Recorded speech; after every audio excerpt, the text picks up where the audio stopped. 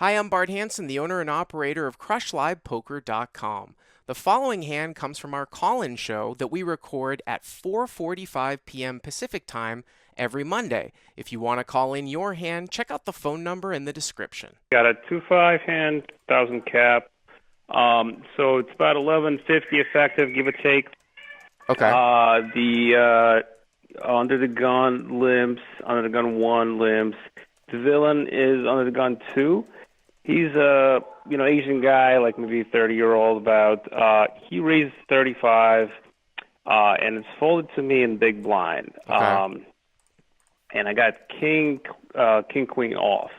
So let me tell you what I, my thoughts, and just tell me if I went wrong or what.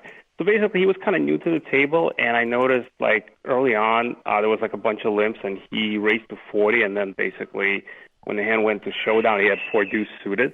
Okay. Okay. Uh-huh. So I thought that he's kind of obviously with that play could be squeezing a lot, and I got blockers to kings and queens, ace king, ace queen. So I figured it's probably a good hand to kind of squeeze. If you got aces, probably gonna just 4-bet. So I don't know. Do you like that, or do you not like that out of big blind? I don't like squeezing. As I've started to learn some of this new material about using the right backdoor textures and stuff like that with your choosing your frequencies of continuation betting.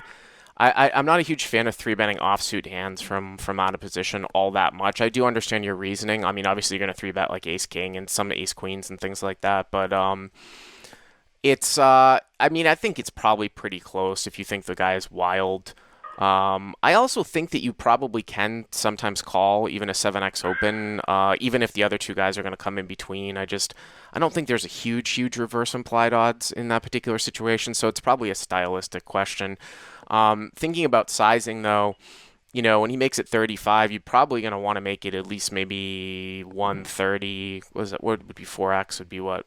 Actually, excuse me, probably like 150 plus, I would think. Sounds to me like you 3-bet. Is that right? Yeah. So I just I don't know. I because of the limpers, I just I didn't want to be like out of position to 3 people with king queen. I thought if I called, they would definitely call because it was kind of a very loose game. I did 3-bet to 135. So they folded. The limpers folded. He thought a little bit. He called. So we go to the flop. So flop is like about 280. The flop comes out. So I got king of clubs, queen of spades. Okay. Comes in a little bit important. Yep. So flop is 280. Comes out jack of clubs, 9 of clubs, 4 offsuit. Okay. So 4 of diamonds, whatever. So I thought that this with a guy like this, I thought to try to do like this, like a small bet on the flop, and then because I got a gut shot 2 overs, not the worst flop for me, small bet, and then and a bomb the turn if the turn is like favorable to me, like if I pick up a flush draw or if it's a good card. So I decided to kind of go small, kind of expecting him to call with almost entire range probably, and bomb the turn. So I don't know. I mean, do you like that approach, or? I mean, it's probably not the absolute best card for you. Excuse me, it's probably not the absolute best board for you, but you can take that approach. Like you could bet something like 70 and then bomb a lot of turns. This particular board's kind of interesting too because I could actually see you checking here a fair amount. I mean, if you're betting to try to get a guy to fold ace high, that's one thing, but you could also check call on this board here too. And a lot of times it actually gets you 2 cards. And because I just don't know how often he's folding to a bet. So I actually might check call here sometimes too. You've got the king of clubs, but it sounds to me like you went, for 60 or something like that? I bet 90, which is like a third, That's not third pot. Yeah, okay. Yeah. So I bet 90. He, thought a little bit, and he called again. So the turn, we go to the turn, which is now like 460. The pot is 460. The turn brings another 9. Okay. I don't think that's a good card for you. Well, I mean, I thought obviously he could have a 9. He could have like some kind of ace-9 type of hand or something like that. But when he called, I mean, I thought that, he might have a pocket pair. Like I thought when he, called pre-flop, there's a good chance he might have a pocket pair, obviously, and with the sizing on the flop. So I don't know. On the turn, do you what do you think is I mean, I think I would check here a lot on the turn. I mean, it's interesting because if I had overpairs like aces and kings, he really shouldn't have a nine all that much, so I probably would vet for value. But it's going to get checked through a ton here, I feel like, and and I don't know how often you're going to get him to fold. I mean, when you look at hmm his range, like, okay, yeah, he could have some small pairs, I guess, that he's calling you with. Occasionally he has a nine. Obviously, he's not going to fold the nine. He's not going to fold the jack. But I do think that I would probably check now. It sounds to me like you bet, though. Yeah, I kind of went with the plan.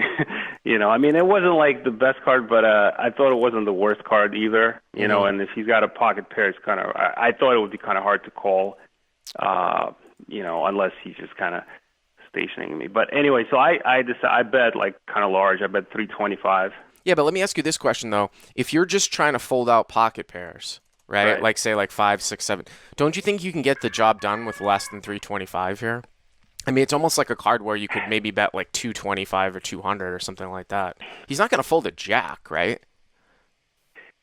Jack, no, probably not. Yeah. No, but like I thought maybe pocket tens. The thing is, if I make it smaller, like a guy like this, like he was, kind of younger. I think he might be kind of aware of the pot odds and just going to convince himself that he's getting enough odds and stuff like that, and So, might call, so with it a sounds to pocket me. pair. So did he call? He calls here on the turn. Yeah, he called. So he Okay. called, right? So now the pot is like what? Like almost 11, 1100. 11, Yeah. 10. Okay. 11. So 11. The pot is big, yeah. And you've And the got what? river Maybe comes up, 600 left? Something like that? exactly, like Yeah. about 600, give or take. So I was kind of eyeing his stack. He's got Uh-huh. about 600 left. And the river comes out at 3, like a total brick, Mhm. offsuit 3. So I missed everything. Yeah. So what do you like on the river?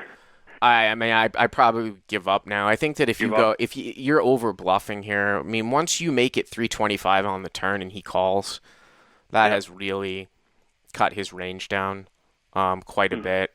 He could have ace jack here. You block king jack and queen jack. I mean, yeah, I guess he could bet call tens here, but I don't know, man. I feel like in this particular spot, you also have the king of clubs in your hand, which means he's less likely to have the club draw.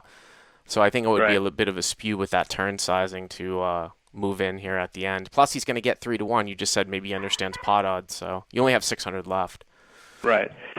Right. Yeah. So, I mean, I thought about it for a while, but in the end, I kind of, I just thought he probably has a pocket pair and he's just not folding because like one of those.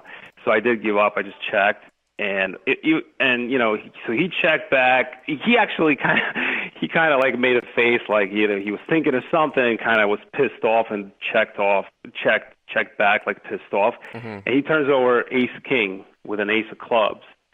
So I lose to ace high, Hmm. and so that's why I called in. I was thinking like later on, I was thinking about it like GTO wise, like don't I have like the worst hand like king high, like if you think GTO wise, like shouldn't I be like this is like what they call a must bluff or whatever? I don't think. I mean, listen, I don't profess to be any type of like GTO expert, and I've started to do some limited work with solvers and stuff on Pio Solver, and you have to put in the right ranges, but I don't think that that's the case. That just because, I mean, what if you decided to three bet here with like, five deuce suited or something like that out of the big blind? That's the, you see what I'm saying? Like, what if you have? I mean, just because you end up with like one of the worst hands that you have doesn't necessarily mean that you have to bluff at it at the end. I think that his turn call is probably Optimistic. somewhat suspect. I mean, I do get. I mean, he's got two overcards, and maybe he thinks that he's gonna bluff clubs, so he can treat it like a 10-out draw. But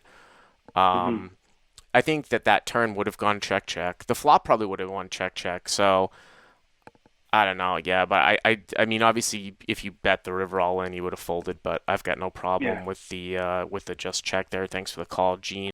Hey guys, if you like what you've seen here, please click on the subscribe button and you'll get notified every time we put up a new video. And if you want to check out crushlivepoker.com for the first month free, use the code YTA100. Click on the link right there.